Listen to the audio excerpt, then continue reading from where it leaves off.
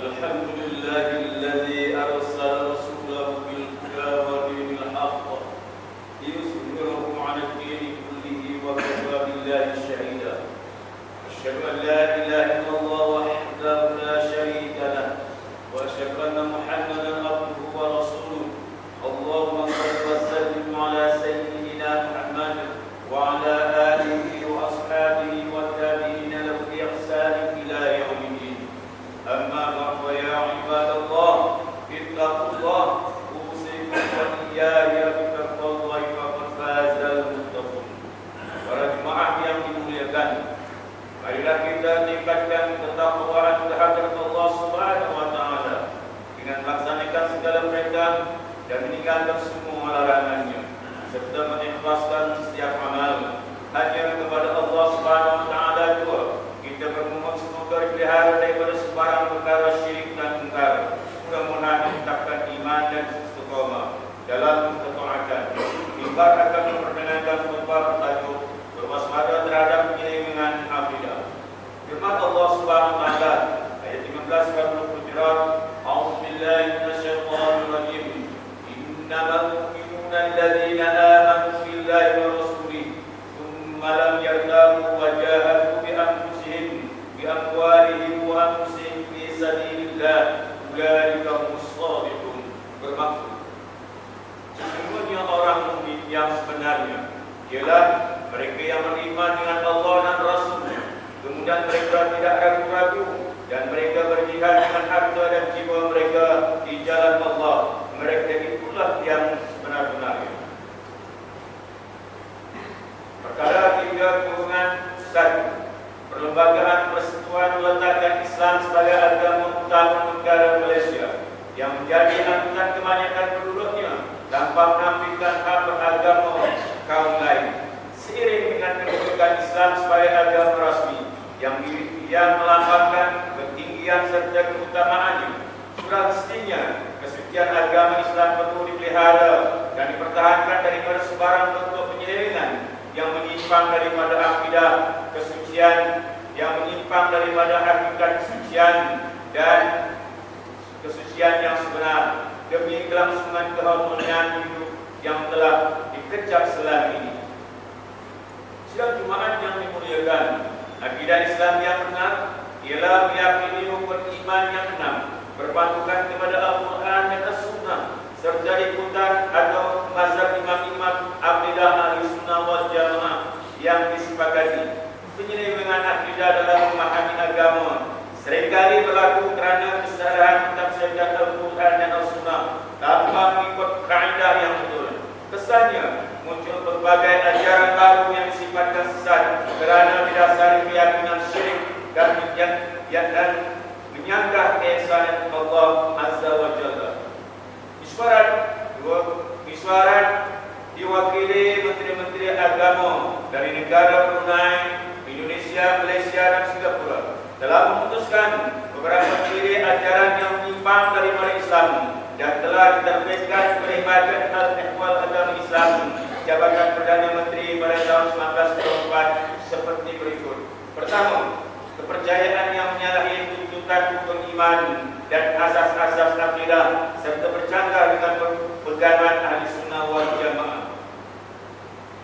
Yang kedua, mempertikaikan sumber utama syariat Islam seperti merakui kebenaran wahyu Al-Quran dan menafikan kesahihan hadis yang diriwayatkan dari Rasulullah SAW.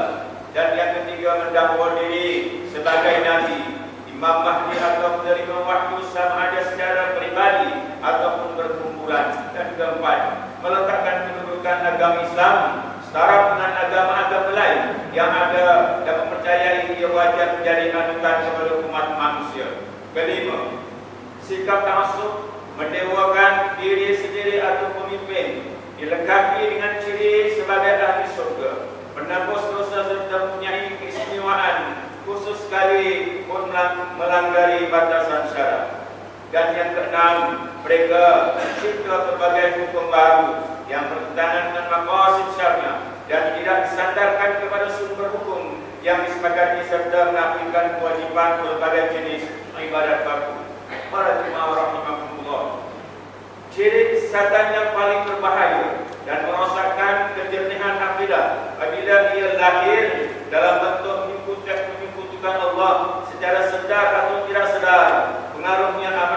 digunakan kerana ia boleh menyiasatkan perjalanan hidup umat sehingga membawa kepada kesesatan yang amat merugikan. Sabda Rasulullah SAW, akbiru kabairil isyraku billah. Maksudnya, sebesar-besar dosa adalah menyekutukan sesuatu kepada Allah. Hadis riwayat Al-Bukhari.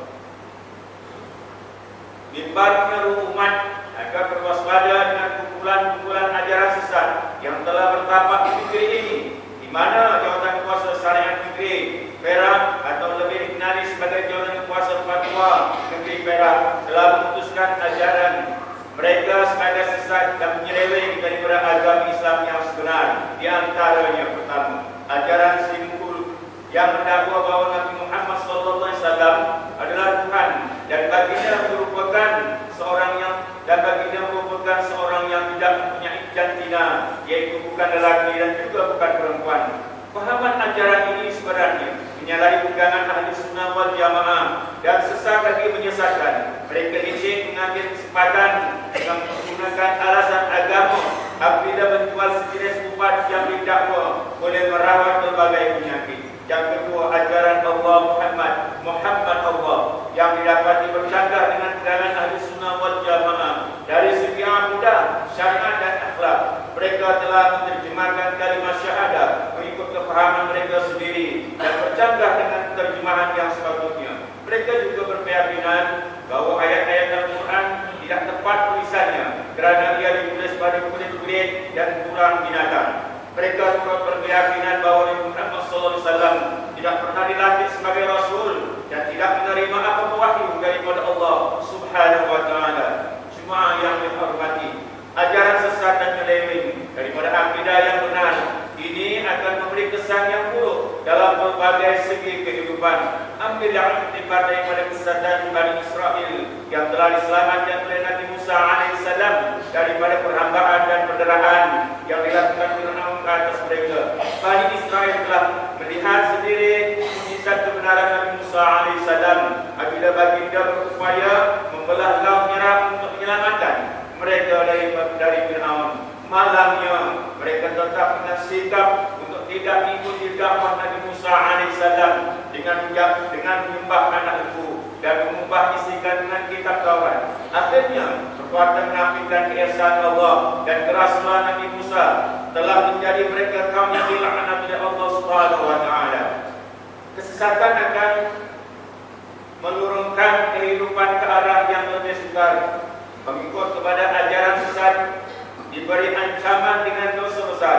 Mereka juga akan mendapati risiko ditipu, diperalahkan, kehilangan uang ringgit, kerahan tenaga di atas alasan ketaatan dan kesetiaan kepada pemimpinnya. Kewujudan ajaran sesat juga boleh menimbulkan kerisauan dan mengganggu kestabilan umat dan potensi untuk menggugat keselamatan negara. Justru mimbar nasihati umat agar sentiasa berhati-hati dan lakukanlah tindakan dengan yang dapat menghindarkan diri daripada kesesatan. Di antaranya, pertama, mendalami ilmu tauhid berdasarkan pegangan ahli sunnah wal jamaah yang menjadi bujang dalam membentukkan janji agar tidak mudah terpengaruh dan terjebak ke dalam kumpulan-kumpulan ajaran seperti ini. Kedua, rujuk pihak berkuasa agama sekiranya ragu-ragu terhadap mana-mana pihak yang cuba mempengaruhi umat untuk mengikuti ajaran mereka. Ketiga, segera bertaubat dan memohon keampunan kepada Allah Subhanahu wa Ta'ala sekiranya diri telah terjebak dengan pengaruh ajaran sesat dan segeralah kembali kepada ajaran agama yang sebenar.